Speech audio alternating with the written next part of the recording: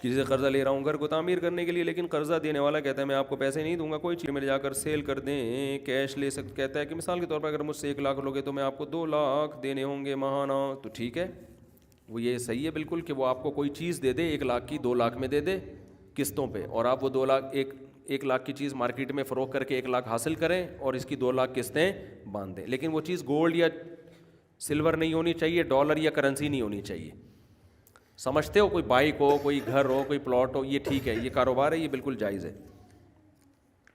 مفتی صاحب ہر جگہ ہی مخلوط ماحول ہوتا ہے، پھر لوگ شادی میں مخلوط ماحول سے کیوں منع کرتے ہیں؟ اس لیے کہ شادی میں آپ جو جا رہے ہو اپنے فائدے کے لیے نہیں، جس نے انوائٹ کیا اس کے فائدے کے لیے جا رہے ہو. آپ اس کی دعوت پر لبیک کہا ہے تو اس کے ذمے تھا کہ اپنی دعوت کو گناہوں کی محفل سے وہ پاک کرتا ہے، جبکہ ہوٹل میں مخلوط ماحول ہے، وہاں آپ کا جانا آپ کی مجبوری ہے.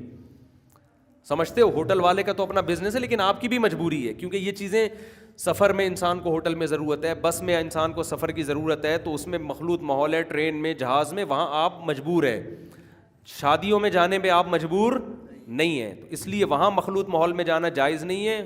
ہوٹلوں میں کھانے کے لیے جانا جائز ہے، بس میں جہاز میں سفر کرنے کے لیے جانا جائز ہے.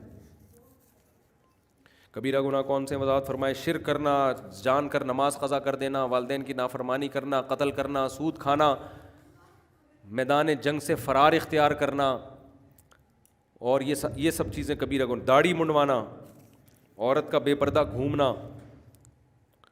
ایتھیس کہتے ہیں کہ خدا کو سائنس کے ذریعے ثابت کرو تو ہم مان لیں گے خدا ہے. کوئی خدا نہیں ہے، کوئی نہ کوئی جنت نہ کوئی جہنم. خدا تو سائنس سے بہت آرام سے ثابت ہوتا ہے بھائی. بنی ہوئی چیز، جو چیز مادی ہے وہ خود سے بن نہیں سکتی، صحیح ہے نا؟ تو یہ پوری کائنات خود سے کیسے بن گئی؟ اتنا 2 اور 2 4 کی طرح ثابت شدہ حقیقت ہے. باقی جنت اور جہنم اس خدا کے کہنے سے ثابت ہو رہی ہے، اس کو خبر دینے سے بھی چیزیں ثابت ہوتی ہیں کہ ایسا ہوگا. اب کوئی آپ کو کے کہتا ہے کہ جی فلاں کے بارے میں ہم نے مخبری ہوئی ہے کہ اس کو کل پھانسی کے پھندے پہ حکومت چڑھا دے گی، فیصلہ کر دیا، آپ کو سائنس سے ثابت کرو گے. میں خبر دے رہا ہوں تجھے، بندے نے آگے بتایا، سائنس سے ثابت کرو. پاگل آدمی. آپ کی شادی کی تاریخ طے ہو گئی جی، ہفتے کو اتوار کو فلاں دن نکاح ہوگا، آپ نے سب کو دعوت دے دی، وہ کہہ رہے ہیں سائنس سے ثابت کرو کہ اتوار کو ہماری شادی ہے. میں سائنسدانوں کی مانتا ہوں. آپ کیا گا ہم نے خود طے کیا ہے جا کے یار. تو اللہ بتا رہا ہے قرآن میں کہ جنت بھی ہے جہنم بھی ہے، تو اللہ کے بتانے سے کہ سائنس سے کہاں سے ثابت کریں؟ پاگل ہے کیا؟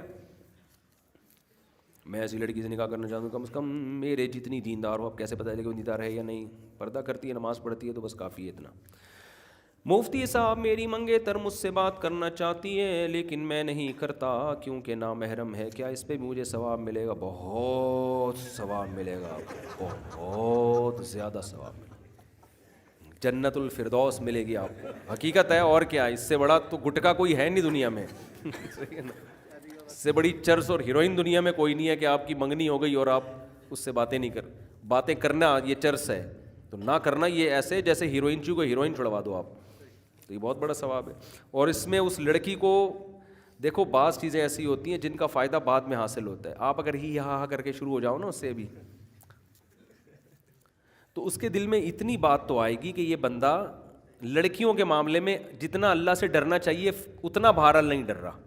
بعد میں کبھی بھی اس کو بدگمانی کا موقع ملا تو بدگمان ہوگی، لیکن آپ ریزرو رہے، اس کو پتہ چل جائے گا کہ یار جس کی شادی ہونے والی تھی اس سے یہ فری نہیں ہوا، تو جس سے شادی نہیں ہونے والی اس سے ان لڑکیوں سے کہاں سے فری ہوگا؟ اس کا رزلٹ بہرحال اچھا ہی نکلتا ہے.